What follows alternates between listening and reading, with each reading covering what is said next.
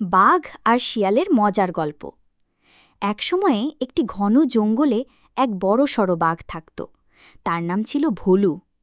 ভোলু বাঘ সব সময় জঙ্গলের অন্য প্রাণীদের উপর রাগারাগি করত আর গর্জে বলত, আমি সবচেয়ে শক্তিশালী, কেউ আমার সামনে আসতে পারবে না। একদিন একটি চালাক শিয়াল জঙ্গলে এলো। তার নাম ছিল ছুটকু। ছুটকু শিয়াল খুব বুদ্ধিমান ছিল।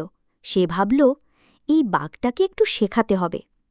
পরের দিন ছুটকু শিয়াল বাঘের গুহায় গিয়ে বলল, ওহে ভোলু ভাই, আমি আজ আরেকটা বাঘ দেখেছি, সে বলছে সে তোমার চেয়েও শক্তিশালী। ভোলু বাঘ গর্জে উঠল, কি? সে কোথায়? আমি এক্ষুনি তাকে হারাব। ছুটকু শিয়াল তাকে জঙ্গলের একটি পুকুরের ধারে নিয়ে গেল। পুকুরের পানিতে বাঘের নিজের প্রতিবিম্বী দেখা যাচ্ছিল। ছুটকু বলল, দেখো, সেই বাঘ এখানেই লুকিয়ে আছে। ভোলু বাঘ পানিতে নিজের ছায়া দেখে ভাবল, সত্যিই আর একটা বাঘ আছে।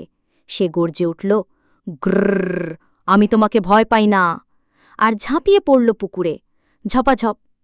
ভোলু বাঘ পুকুরে পড়ে ভিজে গেল, আর হাসতে হাসতে ছুটকু শিয়াল বলল, ভোলু ধাই, তুমি তো নিজেকেই ভয় পেয়ে গেলে।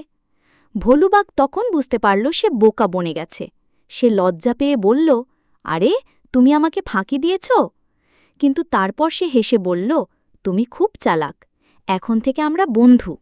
দেখলে তো ছোট বন্ধুরা, কিভাবে বুদ্ধি দিয়ে শক্তিশালী বাঘও বশ করা যায়। গল্পটি ভালো লাগলে অবশ্যই চ্যানেলটি সাবস্ক্রাইব করবেন।